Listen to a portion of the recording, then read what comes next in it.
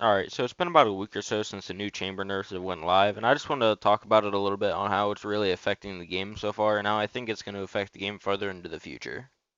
Real quick before the video starts, there's almost a 0% chance that any of you are subscribed to this channel, and if you like this video, it would help me a ton if you could. Thanks.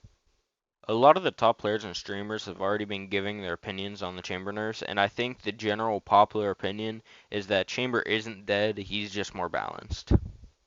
And I've basically one-tricked Chambers since he's came out, and I kind of had the same opinion on it. He's not horrible or anything, he's just not as overpowered as he used to be.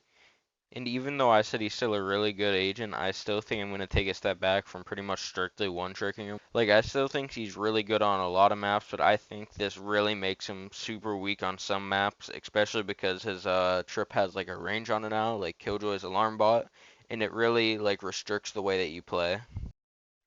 And I think what really brought me to playing a lot of chamber is just the amount of flexibility that you had. Like you could peek at angle with an op, or you could play like on one site and then TP to the other one. And now a lot of that is kind of taken away. He still has this core like core kit that does work. Like you could TP back, you have your op, your headhunter, and I think that's still all fine. But what they really did is made him actually more of a sentinel, what you're supposed to be. Like you can't just go and be a crackhead and just peek whatever now, because not only do you not have the flexibility of teleporting to your other TP, but you don't have the flexibility of having your trip always up. You got to keep in mind your general range, and if you do have it like watching flank on attacker side or something, like you could cost your team's rounds by doing the stupid stuff that you're able to do before.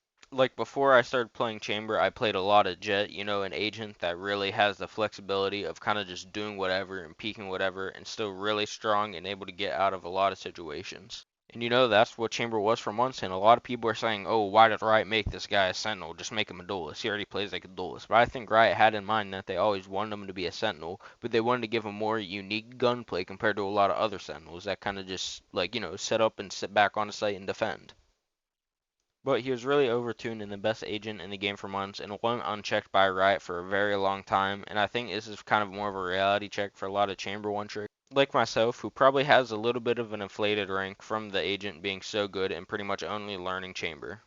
So this is going to be proving time for a lot of people. I don't think this really applies in pro play. Like your top chamber players like EA and stuff, they could switch to any agent and still be one of the best players in the game.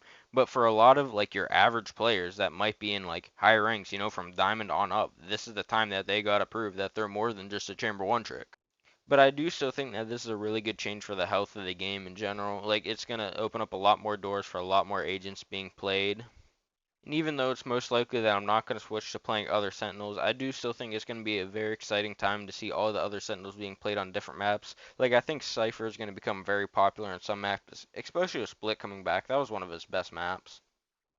And I do know how frustrating it is to play against a really good chamber because they can just feel so oppressive, and I think that this is going to make a lot more people enjoy the game in general, and it is going to switch things up in higher levels of play too. Like we're probably going to see some insanely unique team comps that we haven't seen in a while or even forever in pro play, just to switch things up and see how it looks. And to end this video off, I'm just going to leave a clip by Thinking Man's Valorant. I think that he put the chamber nerfs the best. Now this one is interesting, and this is the one that I think a lot of people will have obviously their own takes on. I feel like based off, Reddit comments and chat comments and my thoughts from what I've said before, I feel like most people think that Chamber is like an A to B tier agent. I'm going to call Haven, Icebox, and Pearl 50-50 maps, still very much up in the air. And I'm going to call Fracture a Chamber map.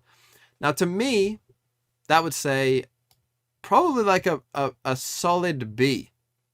Let's put him in the middle of B. Why not? Remember, if you like this video, drop a sub or something. It doesn't really matter if you do. And if you wanted to go see the full video by Thinking Man's Valorant, I'll link it in the description. It's a great video. He makes great videos in general.